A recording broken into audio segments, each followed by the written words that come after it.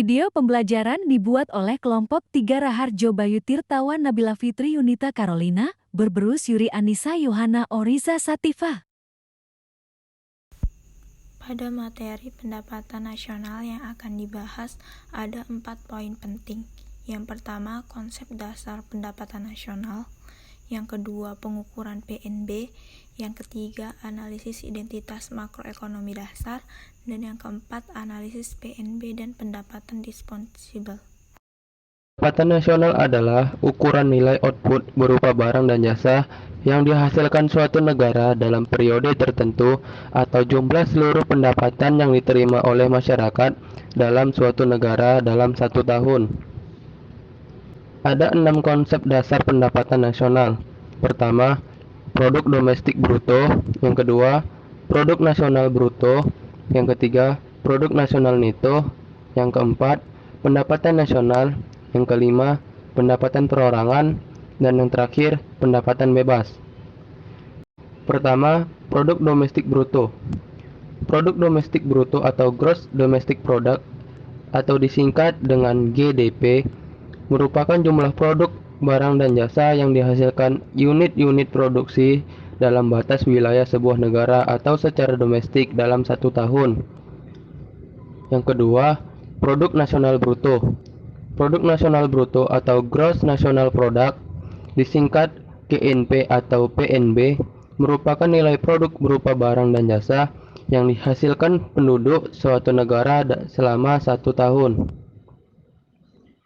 Yang ketiga, produk nasional neto atau PNN adalah total pendapatan penduduk negara atau PNB dikurangi kerugian akibat depresiasi.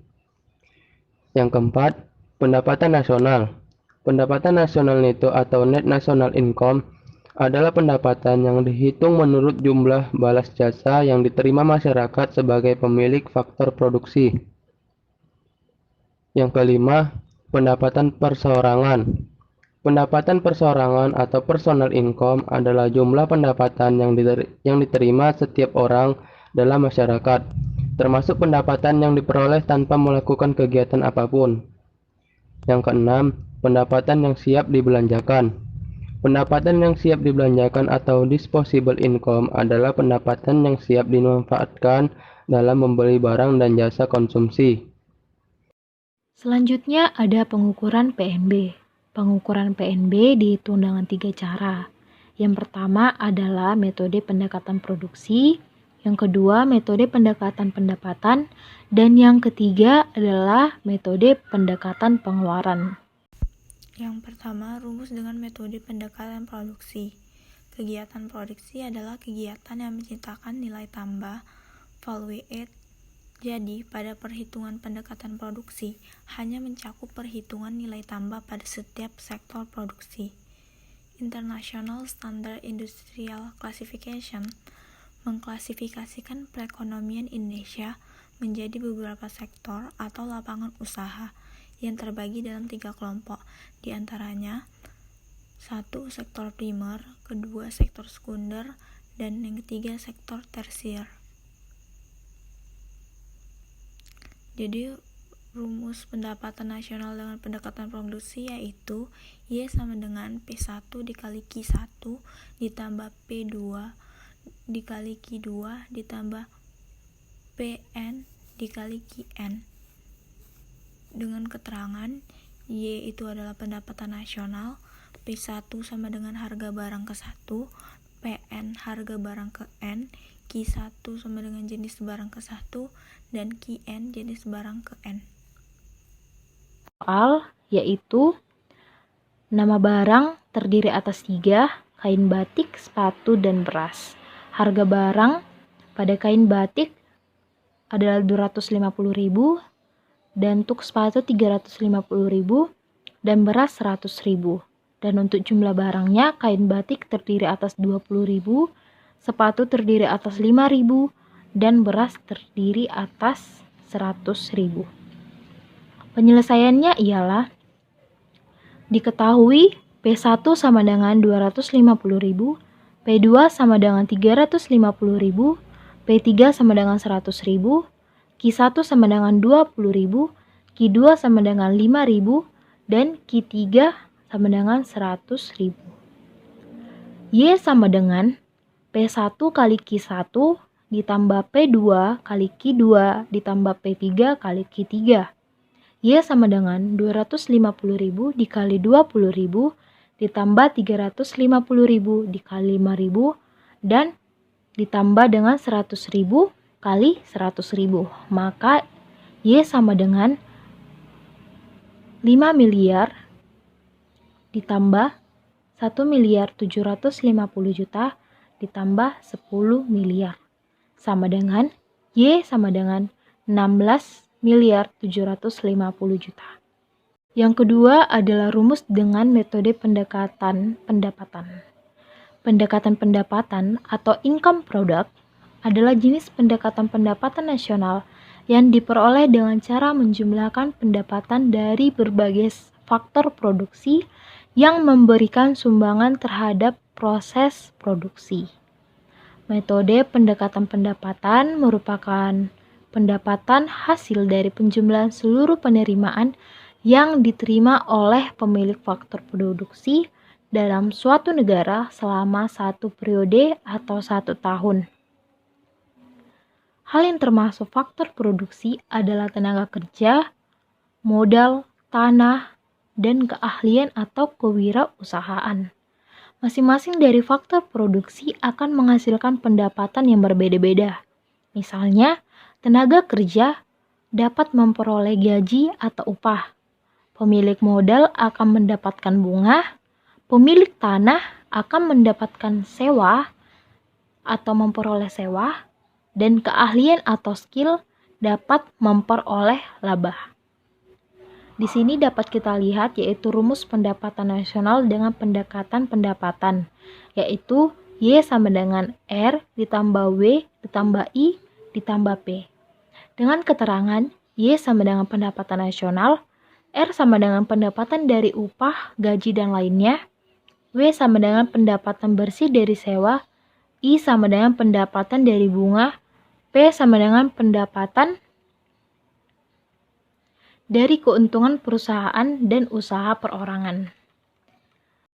Upah sebesar 5.500.000, keuntungan perusahaan sebesar 750.000, bunga modal sebesar 480.000, belanja pemerintah sebesar 9 juta, ekspor barang dan jasa sebesar 5.100.000, dan pendapatan sewa sebesar 350.000. Penyelesaiannya ialah Y sama dengan R ditambah W ditambah I ditambah P sama dengan 350.000 ditambah 550.000 ditambah 480.000 ditambah 750.000. Maka pendapatan nasionalnya ialah sebesar 7.080.000. Ada rumus dengan metode pendekatan pengeluaran. Perhitungan dengan menggunakan pendekatan pengeluaran dilakukan dengan cara menjumlah seluruh pengeluaran berbagai sektor ekonomi, yaitu rumah tangga, pemerintah, perusahaan, dan masyarakat luar negeri suatu negara pada periode tertentu. Jenis pengeluaran dari masing-masing pelaku ekonomi terdiri dari pengeluaran untuk konsumsi, pengeluaran untuk investasi, pengeluaran untuk pemerintah, dan pengeluaran untuk ekspor dan impor. Rumus dengan pendekatan pengeluaran ialah Y sama dengan C ditambah I ditambah G ditambah X kurang M, di mana Y sama dengan pendapatan nasional, C sama dengan konsumsi rumah tangga, I sama dengan investasi, G sama dengan pengeluaran pemerintah, X sama dengan ekspor, dan M sama dengan impor. Berikut adalah contoh soal dari pendekatan pengeluaran. Diketahui konsumsi sebesar 253.700, investasi sebesar 75.500, pengeluaran pemerintah 25.500, bunga 27.700, ekspor 120.200, impor 23.575, dan juga laba pengusaha 2.741. Di sini kita bisa menjawab dari soal dengan rumus pengeluaran, pendekatan pengeluaran. Y sama dengan C ditambah I ditambah G ditambah X dikurang M. Y sama dengan konsumsinya tadi 253.700 ditambah 75.500 yaitu investasi ditambah 25.500 ditambah 120.200 dikurang 23.575. Y sama dengan 253.700 ditambah 75.500 ditambah 25.500 ditambah 120.200 dikurang 23.575 yaitu 96.625, menghasilkan Y sama dengan 451.325. Analisis PNB. Pendapatan Nasional Bruto atau PNB merupakan nilai produk berupa barang dan jasa yang dihasilkan oleh penduduk suatu negara atau nasional selama 1 tahun, termasuk yang dihasilkan oleh warga negara tersebut yang dihasilkan di luar negeri. Contohnya seperti seseorang pria dari Indonesia yang menjual sepatu di Thailand. Hasilnya berupa barang dan jasanya termasuk dalam GNP. Perlu diingat, GNP menekankan pada aspek kewarganegaraan. Income adalah pendapatan pribadi yang dapat digunakan untuk kebutuhan sehari-hari setelah dikurangi pajak langsung, seperti PKB, pajak kendaraan bermotor, PPh, pajak penghasilan, dan PBB, pajak bumi bangunan. Besar kecilnya disposable income adalah faktor penting penentu daya beli, kemampuan menabung, bahkan kesejahteraan hidup. Hal ini karena semakin besar pendapatan bebas pajak seseorang, semakin banyak pula kebutuhan dan keinginan yang dapat mereka penuhi. Fungsi disposable income. Yang pertama, tolak ukur kebijakan perusahaan. Sama seperti kita, perusahaan merupakan entitas yang wajib membayar pajak secara rutin. Apabila tingkat disposable income tinggi, maka bisnis tersebut dapat membeli lebih banyak peralatan dan bahan baku, menambah karyawan, dan melakukan ekspansi usaha. Sebaliknya, jika tingkat disposable income-nya rendah, ditambah lagi terjadi penurunan daya beli, maka perusahaan akan mengurangi produksinya. Hal ini tentu berimbas pada nasib para pekerja. Yang kedua, memperhitungkan mekanisme pasar. Sebagaimana telah disinggung di atas, disposable income adalah salah satu penentu daya beli. Jika mereka tidak mampu membeli lebih banyak produk, maka demand-nya pun berkurang. Imbasnya, perusahaan harus mengurangi produksi, merampingkan jumlah karyawan, dan sebagainya. Oleh karena itu, disposable income rata-rata masyarakat juga menjadi pertimbangan penting dalam pengelolaan perusahaan karena berkaitan dengan kebijakan yang harus diambil. Yang ketiga, mengukur kesehatan finansial pribadi. Finansial sehat ditandai dengan dana yang cukup untuk memenuhi kebutuhan, pengeluaran tak terduga, dan tabungan masa depan. Tujuan menghitung disposable income adalah untuk mengetahui apakah kondisi keuangan Anda sedang sehat atau tidak. Faktor yang mempengaruhi disposable income. Yang pertama yaitu pajak langsung. Sebagaimana telah disinggung di atas, pajak langsung terdiri atas PPh, PKB, dan PBB. Karena merupakan pengurang penghasilan, maka jika tarif yang ditetapkan pemerintah turun, akibatnya disposable income akan meningkat. Dengan demikian, Anda dapat membeli lebih banyak barang maupun jasa. Yang kedua, total penghasilan kotor. Faktor selanjutnya yang mempengaruhi disposable income adalah jumlah penghasilan. Semakin tinggi gaji bulanan, maka Anda berpeluang untuk memperoleh pendapatan bersih lebih banyak. Namun, hal ini banyak terjadi apabila jumlah pajak yang ditanggung tidak meningkat. Pada sebagian orang, kenaikan penghasilan juga membuat jumlah PPh meningkat. Dengan demikian, disposable income mereka pun stagnan. 3. Kondisi ekonomi dan politik. Faktor yang tak kalah menentukan besar kecilnya disposable income adalah kondisi ekonomi dan politik. Ketika terjadi resesi, umumnya pemerintah akan mengurangi tarif pajak. Pada fase ini, penghasilan bersih Anda tentu bisa lebih tinggi dibanding biasanya. Demikian pula ketika kondisi ekonomi makmur, sehingga meningkatkan pendapatan dan daya beli rumah tangga. Dampaknya, kondisi perusahaan semakin membaik, harga saham meningkat, dan masyarakat bisa mendapat capital gain lebih besar.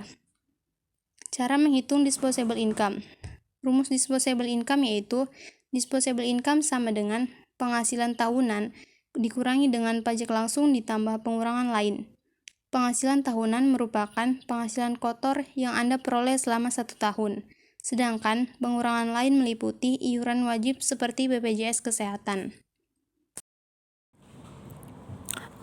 Oke, kita sekarang masuk ke dalam contoh soal. Contoh soalnya, Anda menerima gaji kotor sebesar 96 juta per tahun dengan penghasilan bulanan 8 juta. Pada bulan ini, terdapat kewajiban pembayaran pajak kendaraan sebesar 2 juta. Selain itu, ada iuran BPJS sebesar 150.000. Karena terdapat kewajiban pajak bulanan, maka gunakan penghasilan per bulan ke dalam perhitungan. Penyelesaiannya, disposable income sama dengan penghasilan dikurang buka kurung pajak langsung ditambah pengurangan lain, sama dengan 8 juta dikurang buka kurung 2 juta ditambah 150.000, sama dengan 5.850.000 rupiah. Nah, selanjutnya kita masuk ke materi cara mengelola disposable income dengan baik. Mengetahui cara mengelola disposable income sama dengan merencanakan kondisi finansial agar lebih sehat. Berikut ini beberapa tips pengelolaan yang dapat Anda terapkan. A. Buat prioritas pengeluaran. Cara mengelola disposable income adalah dengan membuat daftar kebutuhan pokok tiap bulan. Masukkan apa saja barang yang harus Anda beli, seperti makanan, susu bayi, skincare, dan sebagainya. Kemudian apabila masih terdapat uang sisa, gunakan untuk berinvestasi atau membeli barang yang benar-benar Anda inginkan. Dengan demikian, penggunaan disposable income akan lebih teratur. B. Mengatur budget tiap bulan. Langkah selanjutnya setelah menemukan disposable income adalah membuat alokasi keuangan untuk tiap kebutuhan. Pastikan membagi dana secara profesional dan adil. Misalnya, 40% untuk bahan makanan pokok, 20% sebagai jatah skincare, dan 10% dialokasikan sebagai tabungan. Materi selanjutnya yaitu tentang analisis identitas makroekonomi dasar. Ilmu ekonomi makro adalah studi tentang perilaku perekonomian secara keseluruhan.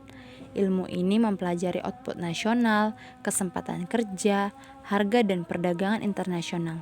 Seperti contoh, mempelajari seluruh kecenderungan dalam impor dan ekspor kita. Dan juga menanyakan hal-hal seperti mengapa nilai tukar dolar naik pada tahun 1900-an dan jatuh pada akhir 1980-an. Ekonomi makro di lain pihak berusaha melihat melalui teleskop yang terbaik perilaku rumah tangga individu dan perusahaan secara menyeluruh dengan tujuan lebih memusatkan gambaran tersebut agar hal-hal yang kecil yang tidak esensial dapat dihilangkan. Kalau ekonomi mikro membahas tentang konsumen, maka konsumen dalam ekonomi makro adalah keseluruhan konsumen sebagai satuan agregat. Sekian dari kelompok 3, jika ada salah kata, kami mohon maaf, terima kasih sudah mendengarkan.